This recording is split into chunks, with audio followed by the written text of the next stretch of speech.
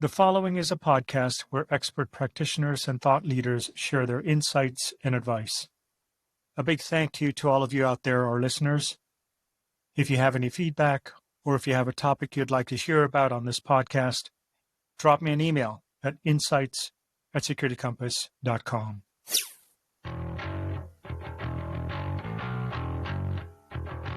We had originally had sort of this wide net of courses and content delivered to those users, and we weren't seeing the increase in completion or the understanding of that content because it was just far too much, like information overload. So we were able to peel back and really hone in on just what was required for that role. And that's when we started to see success, and that's when we start to see retention of information, right? If we provide too much information, it's content overload, and we can't retain it and we can't use it. So just to make the long story short, one of the things that we did is that we sat down with them and we split up the training courses by roles. So each role was only getting the courses that they needed to get. And then we went we double clicked on that, and we then separated into, let's say, those 5 or 6 courses. How many of these courses are required? You're listening to the Balancing Act podcast from Security Compass, your guide to going fast while staying safe in today's digital world.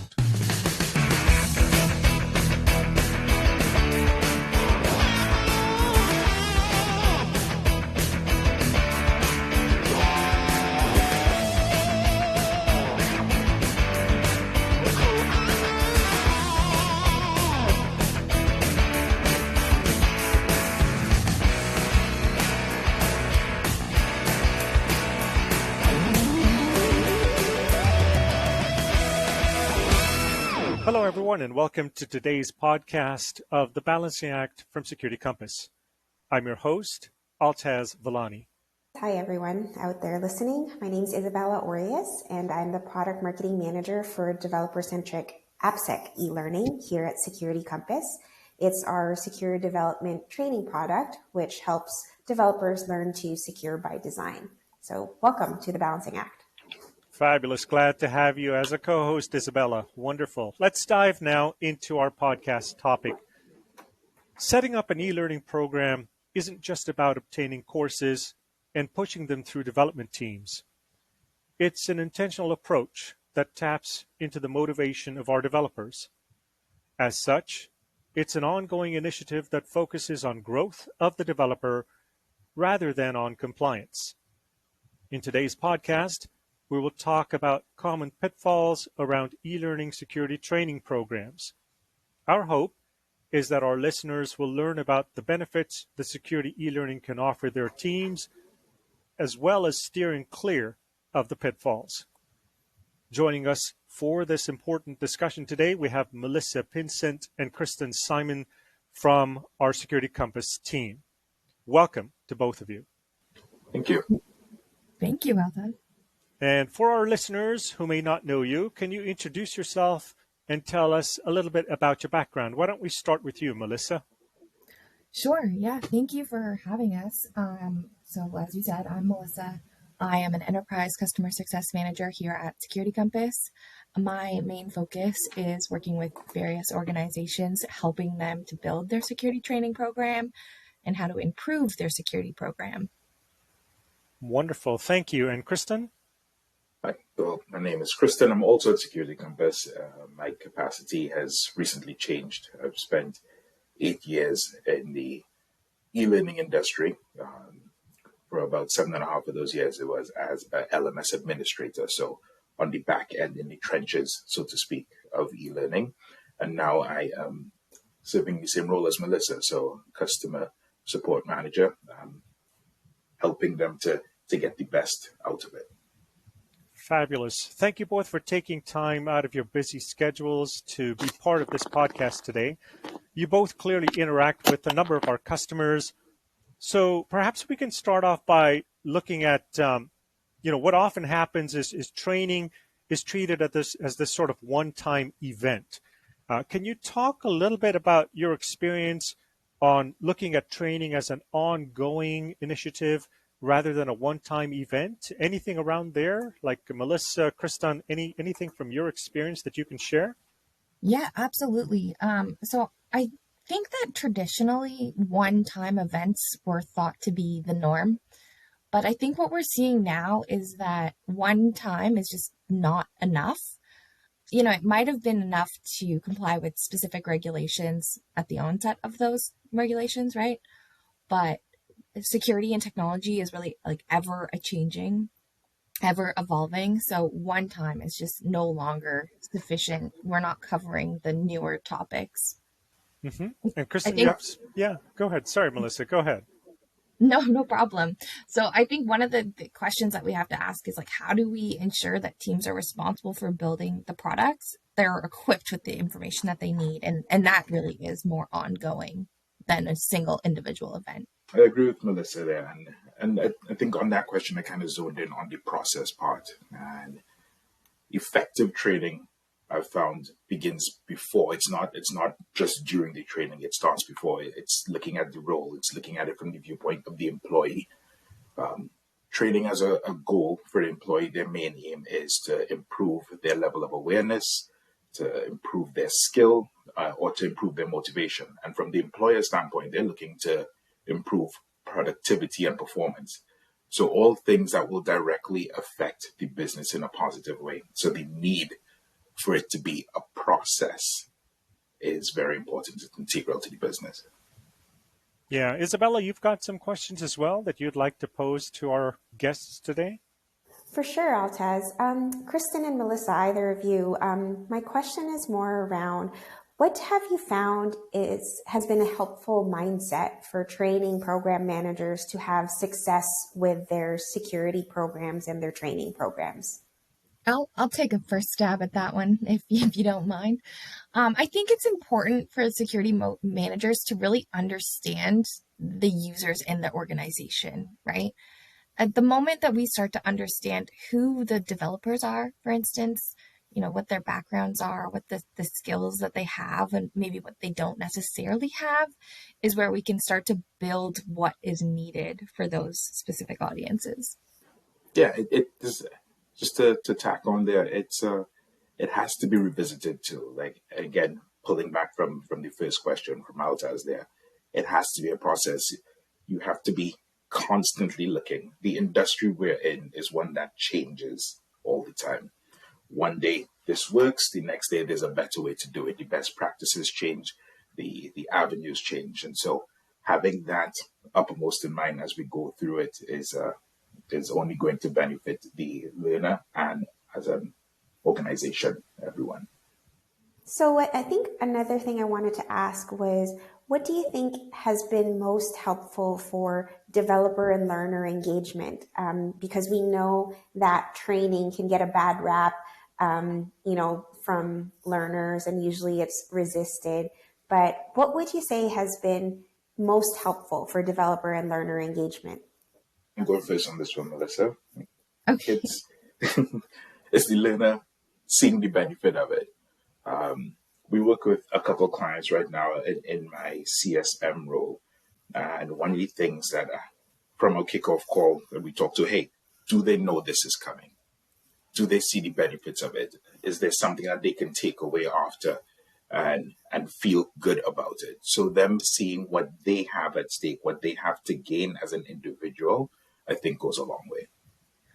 Absolutely. And you know what I'm going to add is it's interesting. There's a bit of a shift that's happening right now where we're seeing this new era of workers sort of entering the workforce. And they're the ones who have like grown up being influenced. They don't want to be told necessarily what to do, but they want to know like what's in it for me, what's the benefit to me, to really encourage me to want to do something. And so if we can explain from that security program manager, if we can explain to those end users why it's so beneficial, not only to the organization, but to you as an end user specifically, we're seeing more uptick and more want coming from those users wanting to know about why security is so important. Melissa, I want to touch on something that I think you said earlier about training being kind of treated as a one-time process previously and no longer. How do you think it has changed in terms of adding to that creation of a culture of security? Yeah, definitely. Because, organizations were really just trying to check a box of compliance.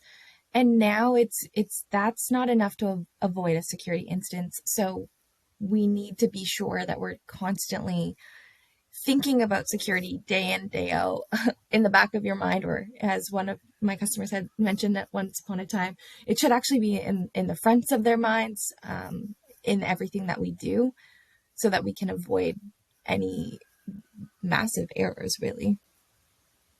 And Kristen, can I ask about, you mentioned earlier, kind of the importance of revisiting requirements, revisiting these conversations.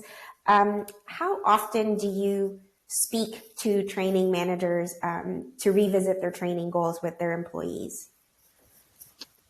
It's a cycle. So it depends on the cadence of our meetings. From the kickoff call, we talk about, hey, are we doing a training push for 6 months? Is it 3 months? Is it for the entire year? So I usually line it up with their organizational goals.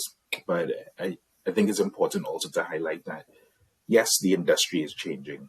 And yes, we might be adding things, but sometimes there are things that we need to remove or to take away. And that helps to lighten the load. That helps them to feel better that we keep adding or amending things to the training. Sometimes we need to remove things because the organization's goals have changed. Their direction has changed. And doing that helps them to also know that we do have their best interests at heart, and it increases the value of the training. Perhaps maybe you can talk a little bit about the importance of dealing with overwhelm. I mean, I think like as a society, like we deal with a lot at all times. And, even on a training or a development journey, you can deal with having a lot on your plate. So tell me a little bit about like a situation where you had to peel back and help a training manager to sort of take things off the plate. Sure. The recent one with a client that we're working with right now, I think it's safe for me to classify it as one of the most successful training adoptions that we've seen. We are very, very close to 100% of everyone who has been enrolled having taken and successfully completed the training. So just to make the long story short, one of the things that we did is that we sat down with them and we split up the training courses by roles. So each role was only getting the courses that they needed to get. And then we went a little further, we double clicked on that, and we then separated into, let's say, those 5 or 6 courses. How many of these courses are required? It must be taken. And when she started to look at that, sometimes it was down to 2 or 3 courses. So then we created 2 separate learning paths. Each individual got 2, one for required and one for optional. So it helped them, the learner, one, and also the organization to see, hey, these guys were able to focus in. It's not a waste of time. We're actually able to increase time management. It also helped that we got the support of the executive level, who was then assigning all the employees time during their workday to complete their training. So we had buy-in from all levels, and because of that, they were happy. The learners were happy. It was a all-around success. Yeah, Isabella, I'd love to touch on that a little bit if we have time. So I think one the points is like we do need to make sure we're delivering only what's required so that we are not bombarding the developers with work that is not relevant for their roles, right? And so I've actually worked with a customer who had done a bit of a skill gap analysis to, make sure that they understood what was needed by those developers in order for them to be successful in their roles. We had originally had sort of this wide net of courses and content delivered to those users, and we weren't seeing the increase in completion or the understanding of that content because it was just far too much, like information overload. So we were able to peel back and really hone in on just what was required for that role. And that's when we started to see success. And that's when we start to see retention of information, right? If we provide too much information, it's content overload, and we can't retain it and we can't use it. So that's really important. Like drinking from a fire hose, right? Yeah, exactly. Nobody feels excited about learning something that they'll never apply in life. I'm sure all of us did a subject in school that we are not using now. I wish I didn't waste time on Latin. Yeah, it's interesting to tap into the motivation of the developers, and you talk about the value that this will provide to developers. Sometimes we hear that, this is really because of the value this provides. Sometimes companies are concerned that developers will become in demand and then move on. Can you talk a little bit about your experience on withholding accreditation or being concerned that we are training developers so that they will then move on elsewhere? How do you manage that expectation? That's so interesting to me. So I really think that if you're an organization and you're worried that your developers are going to leave because they're so skilled at something, you're kind of looking at it from a wrong lens, right? I mean, if we think about it a little bit deeper, in turn, aren't we attracting more talent because we have that like brand recognition, the credibility, because we are working with like the best of the best? So I really think that it's important for organizations to kind of switch their thinking on that and not be worried that a developer may leave because they're in demand and they're so skilled, but that they can retain that developer and use that to help build their own organization. And also, if you think about it, in all of our roles, right? Doesn't everybody want to feel valued in that growth and feel like my company I work for values my skills enough to want me to improve? I think that also will hold developers to you if they see that your growth is so important to us. Just to back that up, I mean, some of these companies that may feel this way, they're hitting themselves because they will not hire developers without any accreditations themselves.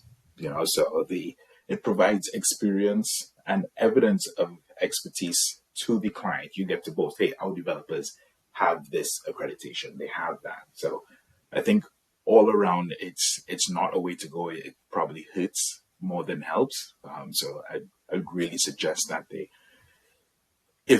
I know we're talking hypothetically here, but withholding accreditation is not a way to encourage employees. Employees have shown to stick around longer at an organization if they encourage learning.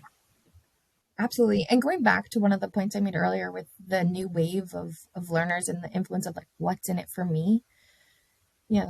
Certifications, that's what's in it for them. That's career growth projections. That's the benefit there. So organizations that can recognize that and encourage their developers to gain those skills, I think is hugely beneficial. And at the end of the day, the organization itself is going to be the one to benefit from it, because now the people who are touching your code and responsible for pushing out your product are doing it safely.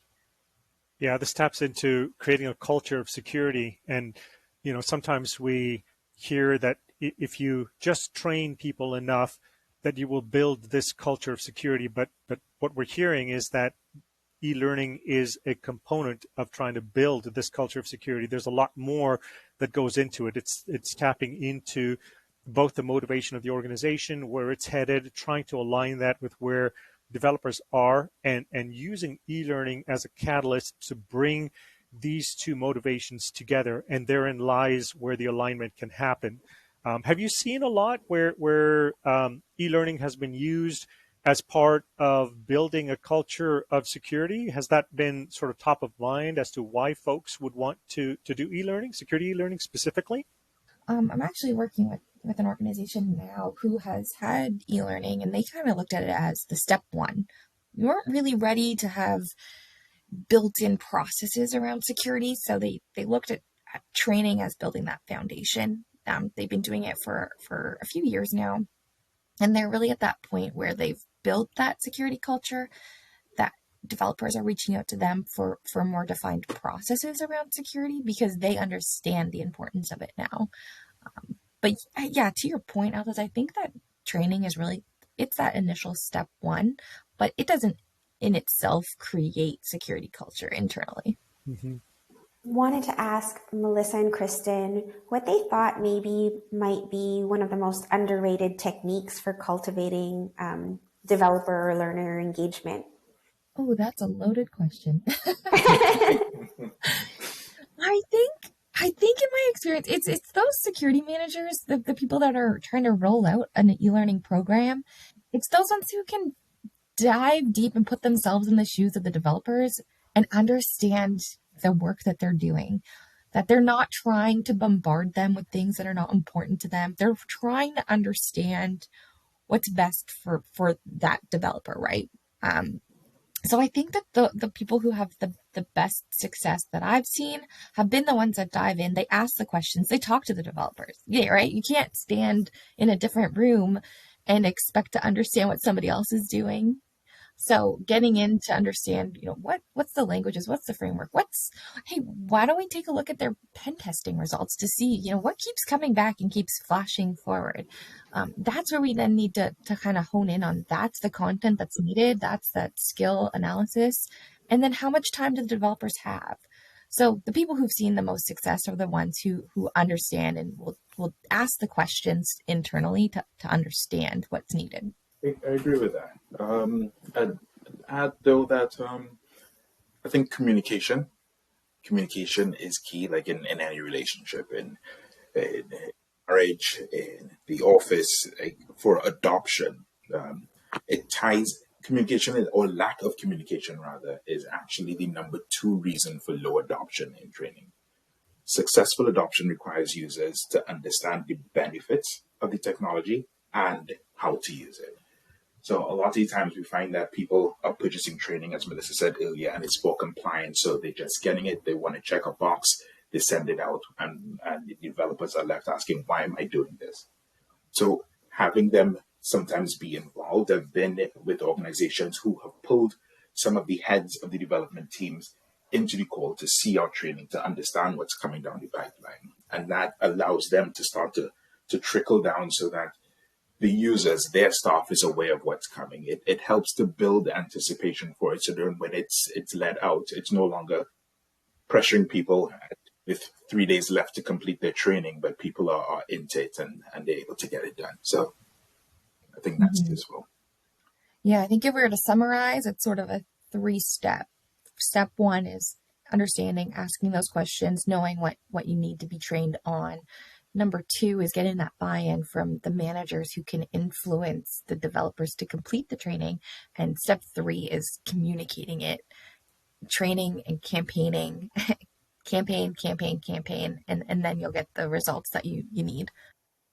I really appreciate getting that that view into your world and what the work that you do, such important work with engaging security managers and program managers to be able to successfully roll out developer training. Yeah, I agree. This has certainly been a very interesting conversation. Thank you both, Melissa and Kristen, for sharing your insights, your expertise. On behalf of our listeners, we're grateful to you. Thank you as well to our listeners for taking the time to listen to this podcast. You can also follow us on Twitter using our handle @SecurityCompass, or you can follow us on LinkedIn as well. With that, I wish you all a safe and a wonderful day. Thank you. The thoughts and opinions expressed in this podcast are those of the speaker and do not necessarily reflect those of their organization.